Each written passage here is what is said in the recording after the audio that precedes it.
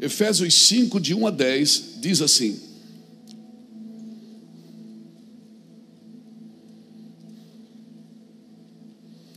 sede, pois, imitadores de Deus como filhos amados, e andai em amor, como também Cristo nos amou e se entregou a si mesmo por nós, como oferta e sacrifício a Deus em aroma suave. Mas a impudicícia, ou a impureza, e toda sorte de impurezas ou cobiças,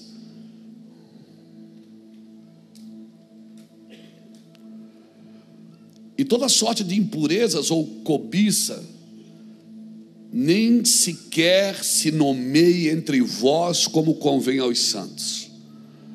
Nem conversação torpe, nem palavras vãs ou chocarrices, coisas essas inconvenientes. Antes, pelo contrário, ações de graças. Sabeis, pois isto: nenhum incontinente ou impuro ou avarento, que é idólatra, tem herança no reino de Cristo e de Deus. Eu vou repetir essa parte aqui. Nenhum incontinente, impuro, avarento, que é idólatra, tem herança no reino de Cristo e de Deus. Ninguém vos engane com palavras vãs, porque por essas coisas vem a ira de Deus sobre os filhos da desobediência. Portanto, não sejais participantes com eles, pois outrora ereis trevas, porém agora sois luz no Senhor. Andai, pois, como filhos da luz, porque o fruto da luz consiste em toda bondade, justiça e verdade, provando sempre o que é agradável ao Senhor, e não sejais cúmplices nas obras infrutíferas das trevas, antes, porém, reprovai-as. Amém, queridos? Glórias a Deus. Vamos lá. Esses dias a gente tem pensado muito sobre continuidade. E continuidade não é barato, irmãos. Continuidade é difícil.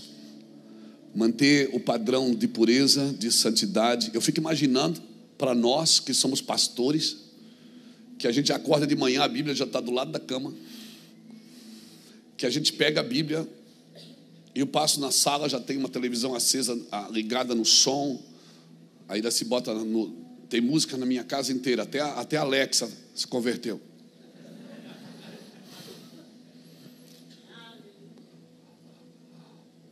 A Alexa se converteu. Alguns chamam de Angélica, mas é Alexa, né?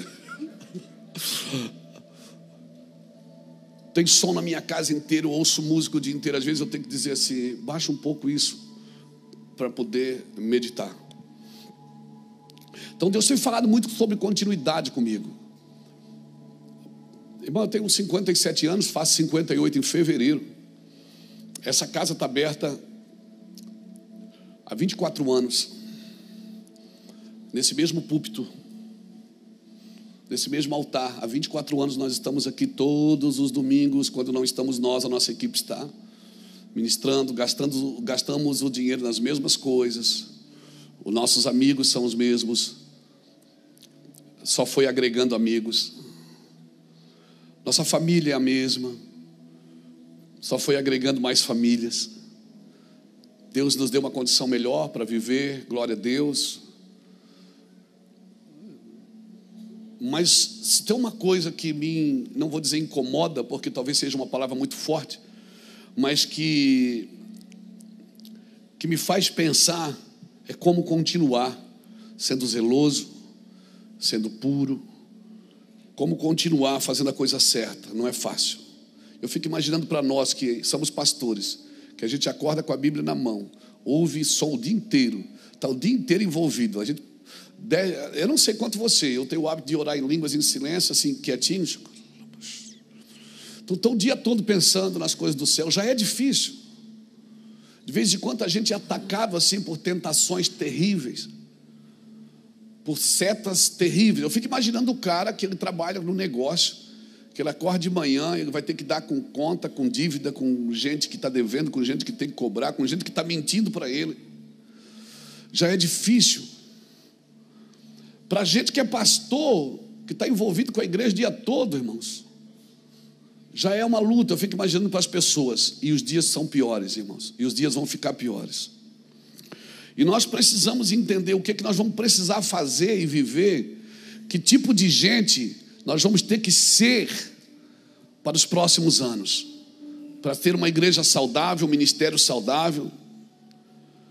Porque tudo que Deus te dá só tem sentido se você também compartilhar isso, repartir. Essa semana eu estava ouvindo uma palavra do nosso pastor lá de Goiânia, o Vilela, e ele falou uma coisa interessante. Ele disse que o pecado entrou no mundo por alguém que comeu e depois repartiu. Mas a redenção entrou no mundo por alguém que primeiro repartiu e depois comeu.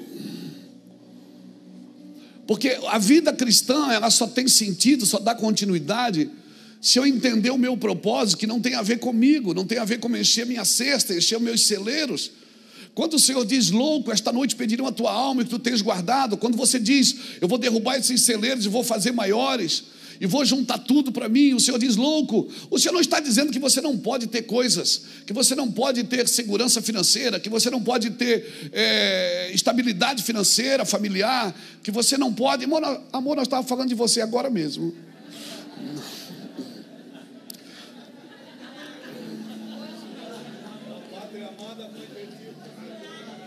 Estava falando agora mesmo, né, que né, nossos planos foram estragados essa semana, né, mas Deus fez uma obra linda, né? Glória a Deus. Então, livramento, né, irmão? Deus trabalha, amém? No que neles confia. Então é isso. Então vamos lá, vamos continuar aqui, fica aqui. Não pode fazer oração contrária, porque pega mesmo, viu?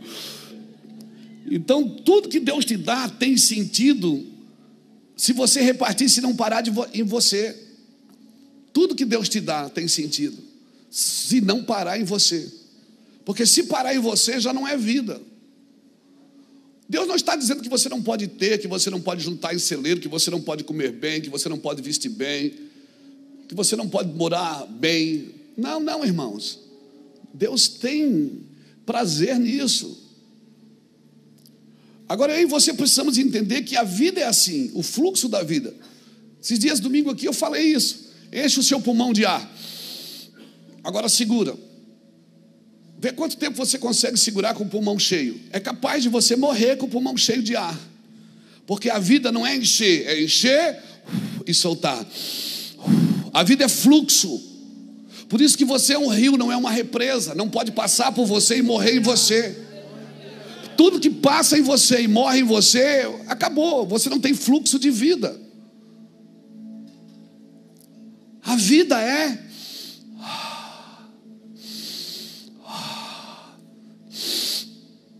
Você morre com o pulmão cheio. Você pode morrer próspero, porque não desfrutou. E desfrutar, irmãos, não é só você que usufrui daquilo que Deus te deu. Desfrutar é você deixar que esse rio de prosperidade, porque tem pessoas que Deus chamou para ganhar dinheiro, tem pessoas que Deus chamou para prosperar, tem pessoas que se Deus der dinheiro para elas se arrebentam. Por quê? Porque a sua estrutura emocional, a sua estrutura não está preparada para aquilo. Por isso a pessoa precisa ir em Deus. E às vezes é muito melhor essa pessoa ir em Deus e entender o sentido do que ela tem e do que ela carrega. E na pedagogia de Deus, se você pede para Deus se encher primeiro, Ele vai te esvaziar. E é bem provável que quando você vem para Deus, muitas coisas que você construiu sobre o orgulho, o amor e a sabedoria de Deus vai destruir isso, irmãos. Coisas que você conquistou, inclusive financeiramente, pelo dinheiro, ou pela prosperidade, porque prosperidade não tem a ver só com dinheiro. Muita coisa que você conquistou, que foi firmada no orgulho, Deus vai derrubar. Porque a vida está em movimento, é fluxo. Se Deus te dá e você não movimenta, morre. Você morre cheio daquilo, cheio e próspero. Eu vi até um irmão japonês explicando isso na internet, falando do nome de Deus, que o nome de Deus em hebraico, tem muita gente falando disso, né? O nome de Deus em hebraico é YHWH, e aí a gente botou a vogal, né? A gente botou vogal, mas não tem vogal, que é Yahvé, vamos dizer assim. E esse judeu estava explicando que o nome de Deus em hebraico é YHWH, que você não fala com a língua, você fala com o ar. Aí, você fala respirando, não falando. E faz sentido, não sei se é verdade, mas faz sentido, porque todo ser que respira, louve ao Senhor. Um ser que nasce, e um ser que morre. Por isso eu creio que Ele é o alfa e o ômega, Ele é o princípio e o fim de toda a vida. Então quando você pronuncia esse nome, você pronuncia respirando e não usando a sua língua. Eu ouvi aquilo, eu pensei, uau, que incrível isso. Faz muito sentido. E a continuidade, irmãos, como eu falei, não tem a ver com sentimento. Vai ter época na sua vida que você não vai sentir nada. Eu não vou perguntar, vou perguntar assim: quantos estão vivendo isso? Pastor, parece que eu não tenho sentimento, parece que eu estou trabalhando no piloto automático, as coisas estão tudo funcionando, mas eu parece que estou vazio. Quem está sentindo isso? Faz sentido. Eu estou assim, eu não tenho nenhum tipo de sentimento, e eu não vou ficar forçando o sentimento, mas faz parte. A continuidade, o objetivo dela, eu estou mais preocupado em conferir para ver se eu estou crescendo da maneira correta, estou avançando do jeito certo, do que sentir por aquilo. Então eu fui para a América agora, fiquei 13 dias ministrando, tivemos reuniões com empresários, tivemos 33 empresários brasileiros, num hotel, das 11 da manhã às 7 da noite, eu fiquei sentado com eles, ministrando também. Tive igrejas americanas, tive igrejas que viveram um avivamento há muitos anos, uma igreja no celeiro. Foi maravilhoso. A construção, você vai vendo a construção, tudo faz sentido. Por que você foi no Capitólio? Por que você lançou um livro em inglês? Por que você foi numa igreja de avivamento? Por que você foi à igreja americana? Tudo faz sentido, mas você não sente nada. Faz sentido, mas você não sente, está entendendo? Então, por favor, fique tranquilo, não tem nada de mal acontecendo. É o próprio Deus que está ensinando você a avançar. Porque quando você sente muito, você não confere direito. Quem sente muito não confere direito. Amém? Quem sente muito se empolga, mas não confere direito. E tem coisas que você vai ter que conferir. Amém, irmãos? Nós temos muitas vozes nesses dias, muitas vozes. E o fluxo da vida então é continuar. Diga comigo, conferir para avançar. Não é sentir para avançar, eu senti, o meu coração me falou. Não, o seu coração é enganoso. Se você está focado em seguir, em continuar, eu estou, irmãos, e eu quero, mesmo sem sentimento. Tem hora que dá umas depressão assim, gospel. Quem tem depressão gospel? Que diz assim, vontade de parar tudo, vontade de ir para casa cuidar da minha vida. Você tem depressão gospel lá, pô? Quem mais tem aqui? Vamos ser sinceros, gente. Tem depressão gospel? Vem cá que nós vamos orar por você. Então não precisa sentir. Você precisa saber, a fé não sente, a fé sabe. Então nós oramos para que Deus coloque um sentimento de continuidade dentro de você. Nós oramos para que nada nem ninguém. Você viu que nós está na hora do louvor, que a pastora Silvana falou aqui? Você ouviu? Muitas pessoas tristes e angustiadas, por quê? Porque elas esperaram resultados que não veio. E às vezes nós esperamos resultados que não veio e a gente frustra. Mas o objetivo do Senhor está no meio, não é fazer você sentir, é abrir seus olhos para que você veja. E no partir do pão você veja Ele na mesa com você, em nome de Jesus. Nós declaramos que os melhores anos do seu ministério vão acontecer daqui por diante. Eu declaro uma segurança sobre a sua vida, uma continuidade sobrenatural, uma sabedoria sobrenatural, em nome de Jesus, amém? Amém, querida, volte para o seu lugar, aplauda ao Senhor.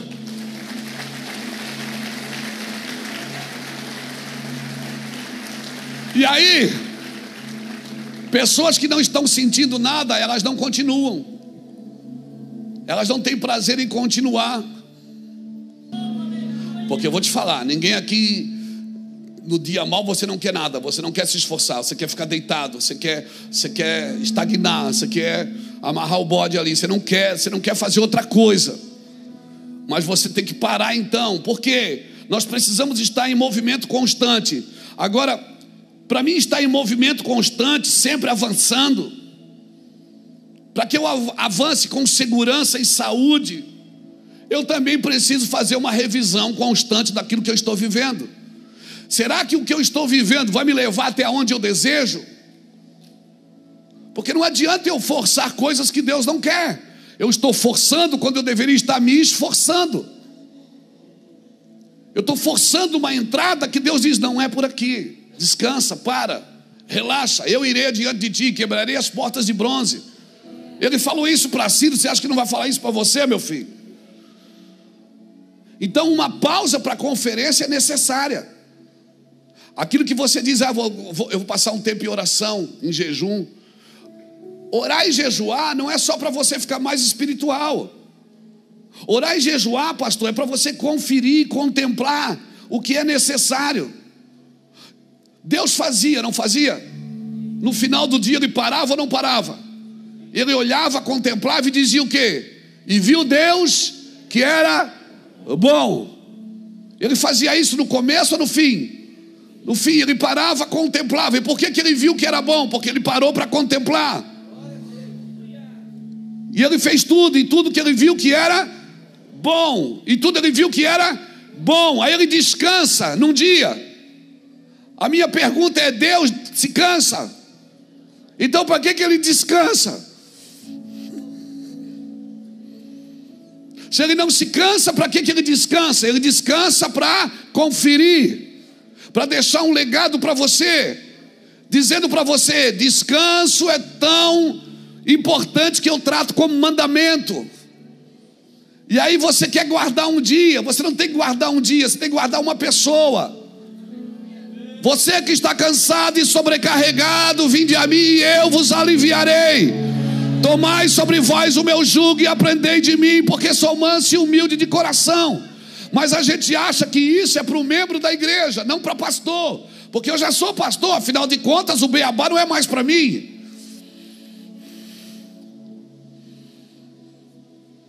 Não, é para você sim, pastor. Não solte o beabá da Bíblia. Está cansado? Para. Está cansado? Para. Então eu devo o quê? Conferir. Até quando eu vou numa conferência, eu vou para conferir. Conferir o que está sendo dito. Se o que está sendo dito está de acordo com o que eu estou vivendo ou com o que eu estou esperando. Conferir o quê, pastor? Conferir a visão, os meus pensamentos, os meus investimentos, aonde eu estou colocando o meu dinheiro. O meu tempo está sendo gasto com o quê? Porque eu posso estar gastando tempo assistindo só filme. Não, é bom que relaxa a minha cabeça. Não relaxa, vai deixar você louco. Porque se você é um ministro de Deus e não se relaxa em Cristo, e não descansa em Cristo,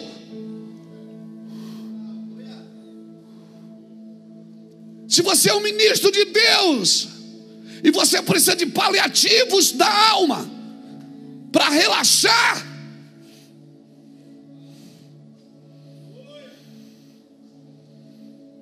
Vai se divertir, irmão. Assiste o filme para se divertir, não para descansar a cabeça.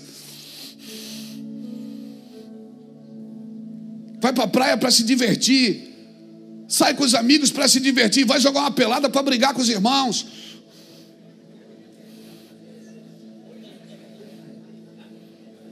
Quem já brigou na pelada, irmão?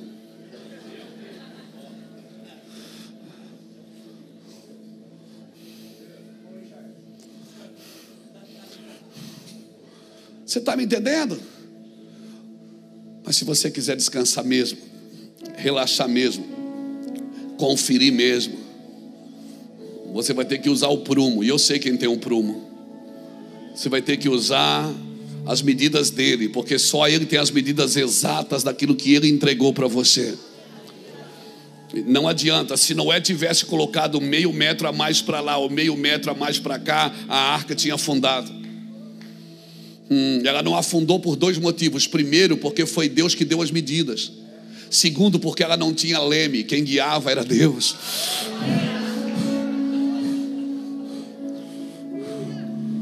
Então não construa e tira da mão dele o direito de dar as medidas e de dar a direção. Você constrói, mas construa na medida dele e na direção dele. Não lhe tire o direito de conduzir a sua vida. Não lhe tire o direito de dar as medidas exatas para você. Não lhe tire o direito. Mas eu quero ser feliz. Mas eu vou te falar uma coisa. Deixa eu jogar um balde de água fria aqui em você. A Bíblia não diz nenhuma vez que devemos buscar felicidade. A Bíblia não diz nenhuma vez que nós devemos buscar felicidade. Como assim não? Você encontra felicidade cumprindo o seu dever, fazendo a vontade de Deus, obedecendo e servindo a Deus. E aí você vai encontrar felicidade.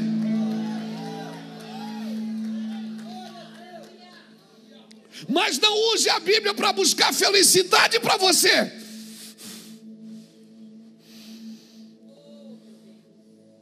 Você encontra a felicidade quando você cumpre o seu dever, quando você cumpre a vontade de Deus. Eu tenho aprendido que tem pessoas que querem participar da nossa evidência, mas não tem a mesma rotina de obediência.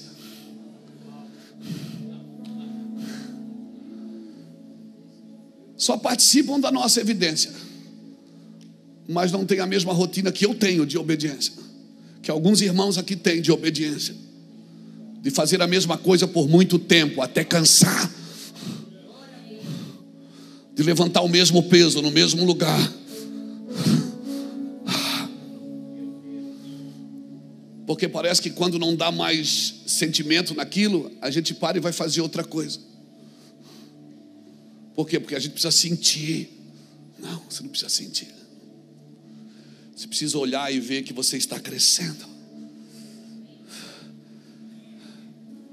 Você precisa sentir dor. Você precisa sentir que o caminho de fora, o caminho estreito aqui fora, está te alargando por dentro. Que você hoje tem mais perdão dentro de você, tem mais amor, mais misericórdia. Que o sofrimento externo está causando em você, tornando você um homem misericordioso e amoroso. Porque vai ter dias, meus irmãos, pastores, amigos e irmãos, que só você vai entender o que você está vivendo. E não adianta você ligar para o intercessor, para o pastor presidente. Jesus, ele estava rodeado de pessoas na via sacra, rodeado de pessoas, mas só ele entendia o que ele estava fazendo. Mais ninguém entendeu, mais ninguém naquele lugar. E assim vai acontecer. Muitas vezes você vai estar rodeado de gente e se sentirá sozinho no propósito. Quem aqui, seja sincero, sempre está rodeado de gente e às vezes se sente sozinho no propósito? Levante sua mão. Sabe o que é isso? É o próprio Deus trazendo sentimento para dentro de você, de perseverança, para que você não dependa de ninguém. para que você não dependa de mais nada e mais ninguém. Mas eu sei que eu tenho que fazer. E como disse o apóstolo Paulo, se eu fizer de bom grado, eu receberei herança por isso. Mas se eu fizer somente por fazer, eu simplesmente cumprirei a carreira que me está proposta. Então a minha luta é hoje não fazer de qualquer jeito e não fazer porque eu tenho que fazer. É da fraqueza tirar força. Não tem nada de errado, não estou em pecado. Mas, sabe, decepcionado com algumas coisas, triste com outras, desacreditado de outras. Numa conversa com Jesus por esses dias atrás, uma conversa longa que nós tivemos, eu dizia: Senhor, o céu existe mesmo, né? Fala para mim, o Senhor é de verdade mesmo, né?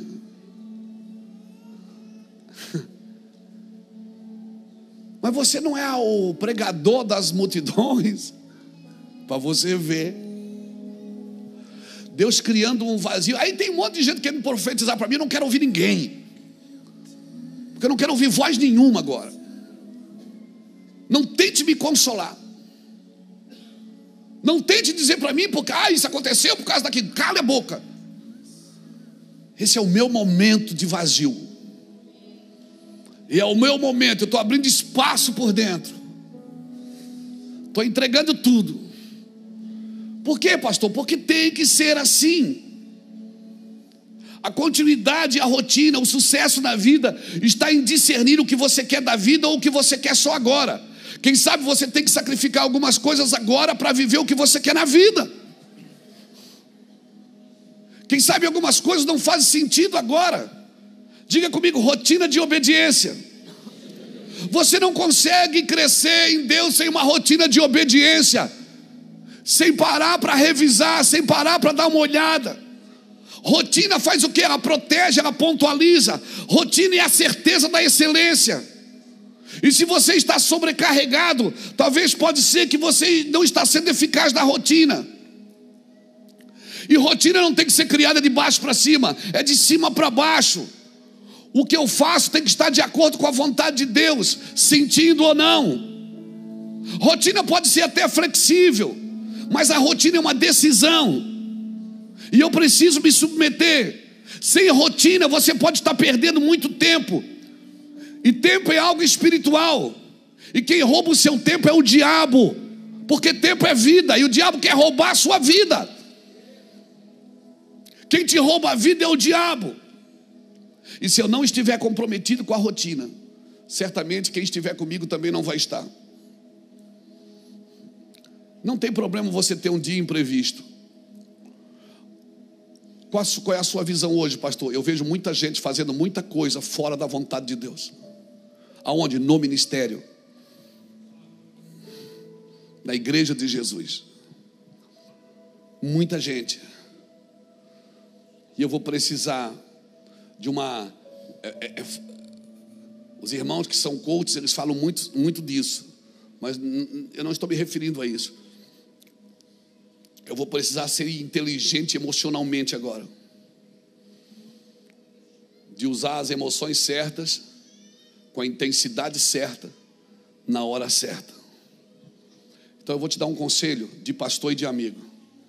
Escolha 2, 3, no máximo estourando 4 a 5 pessoas. E dê para elas o direito delas falarem com você, no seu coração.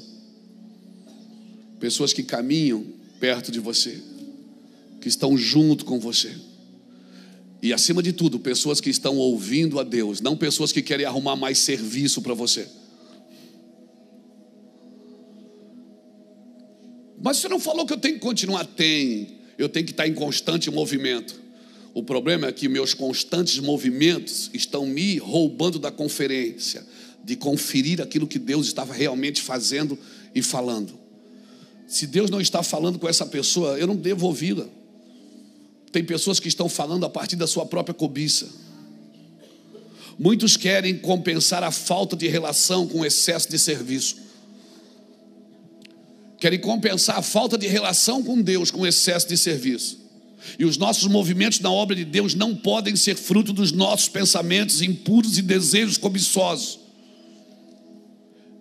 Irmão, Jesus saiu da eternidade e entrou no tempo. Para quê? Você já ouviu isso várias vezes. Para me tirar do tempo e me levar para a eternidade. Mas eu quero segurar Jesus aqui embaixo para me abençoar. Eu quero que Jesus abençoe o meu futuro na terra. E eu não estou de acordo com a eternidade. E eu quero que Jesus me abençoe o meu futuro na terra. Então eu acordo de manhã e digo: Senhor, me ajuda a vender hoje, me ajuda a cobrar. Senhor, que hoje eu vendo, eu sou vendedor, eu tenho que vender, eu tenho que bater a minha meta. Senhor, eu estou sempre pedindo a Jesus para abençoar o meu futuro. Mas eu não estou ouvindo Ele acerca das coisas eternas. Tudo que você construir, seja prosperidade, seja fama, seja recurso, seja família, construa sobre as bases dos fundamentos eternos. Dos fundamentos eternos.